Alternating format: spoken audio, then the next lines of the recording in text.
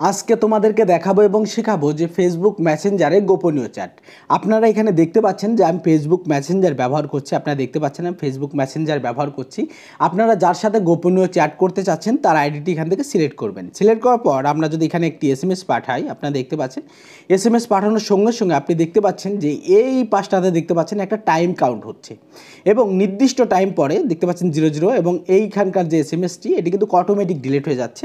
আমরা আবারও একটু দেখাচ্ছি। আমরা যখনই কোনো SMS সেন্ড করব, যে ব্যক্তিকে সেন্ড করছি সেই ব্যক্তি দেখার সঙ্গে সঙ্গেই এই পাশটাতে টাইম কাউন্ট হবে এবং টাইম কাউন্ট হওয়ার সঙ্গে সঙ্গে কিন্তু এখানে যে SMS ছিল এই SMSটি কিন্তু ডিলিট হয়ে যাবে অটোমেটিক।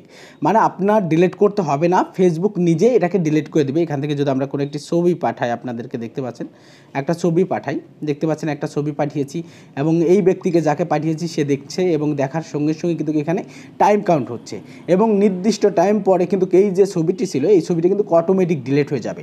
আপনার ঠিক এভাবে যদি খুব গুরুত্বপূর্ণ ছবি বা গুরুত্বপূর্ণ ভিডিও বা গুরুত্বপূর্ণ কথোপকথন যদি ঠিক এই প্রসেসে বা এই মাধ্যম দিয়ে যদি আপনি করেন, তাহলে আপনি কার সঙ্গে কী চ্যাট করেছেন, কার সঙ্গে কী ছবি আদান প্রদান করেছেন, কেউ কখনো কোনো দিনও ধরতে পারবে না।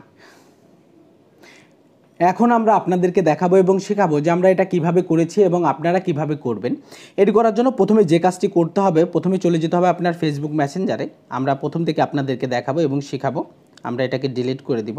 ডিলিট করে দেওয়ার পর আপনি এখানে দেখতে পাচ্ছেন যে আইডির সাথে আপনি গোপনীয় চ্যাট করতে চাচ্ছেন, যে আইডির সঙ্গে আপনি গোপনীয় চ্যাট করতে চাচ্ছেন সেই আইডিটি আপনাকে সিলেক্ট করতে হবে। আইডিটি সিলেক্ট করার পর আপনাকে যে কাজ করতে হবে, একদম উপরের দিকে দেখতে পাচ্ছেন এখানে একটা আইকন রয়েছে, আইকনে ক্লিক করতে হবে। আইকনে ক্লিক করার পর একটু নিচের দিকে আসলে আপনি এখানে দেখতে পাবেন একটা তালার মতো যে অপশানটি রয়েছে, এখানে ক্লিক করবেন। এখানে ক্লিক করলে আপনি দেখতে পাবেন যে ফেসবুকের মতো নতুন একটা ট্যাব এখানে ওপেন হয়েছে, দেখতে পাচ্ছেন ট্যাব ওপেন হয়েছে এবং এই পাশটাতে দেখতে পাচ্ছেন এখানে শুধুমাত্র একটা কলের চিহ্ন রয়েছে, অডিও কলের চিহ্ন রয়েছে এবং একটা ভিডিও কলের চিহ্ন রয়েছে, অন্য কোনো চিহ্ন এখানে নেই। এবং এই অংশটাতে আপনি যখনই হাই লিখবেন তখন দেখতে পাবেন এখানে নতুন একটা অপশান চলে আসবে। আমরা একটু হাই লিখে পাঠাই, হাই। পাঠানোর সঙ্গে সঙ্গে আপনি দেখতে পাচ্ছেন যেখানে কিন্তু নতুন একটা অপশান চলে এসেছে। এই পাশটাতে দেখতে পাচ্ছেন যে আইকন চলে এসেছে, আইকনের উপর ক্লিক করবেন। ক্লিক করার পর একটু নিচের দিকে চলে আসবেন। নিচের দিকে চলে আসলে এই অংশটাতে দেখতে পাচ্ছেন যে একটা টাইমের অপশান দেখাচ্ছে, আপনারা এখানে ক্লিক করবেন। এখানে ক্লিক করার পর আপনারা দেখতে পাবেন যে এই অপশানে অনেকগুলো টাইমের সময় আছে, একটা 5 মিনিট, একটা 10 মিনিট, একটা 30 সেকেন্ড। সর্বোচ্চ এখানে আপনি যে SMSগুলো করবেন সে SMSগুলো সর্বোচ্চ একদিন পর্যন্ত আপনি এখানে রাখতে পারবেন, তা ব্যতীত রাখতে পারবেন না, সর্বোচ্চ একদিন পর্যন্ত রাখতে পারবেন। আমরা যদি এখান থেকে 15 সেকেন্ড, 20 সেকেন্ড, 30 সেকেন্ড এভাবে আপনি যত সময় লাগে আপনি এখানে করে রাখতে পারেন। মানে যে ব্যক্তি দেখবে দেখার সঙ্গে সঙ্গে কিন্তু SMSগুলো অটোমেটিক ডিলিট হয়ে যাবে। আমরা এখানে যদি 10 সেকেন্ডই রাখি, দেখতে পাচ্ছেন 10 সেকেন্ড রেখেছি এবং আমরা যদি আবার যদি এই যে ব্যক্তিকে SMS যদি আবার পাঠাই বা আপনারাও যদি এভাবে পাঠান, দেখতে পাচ্ছেন যে 10 সেকেন্ড।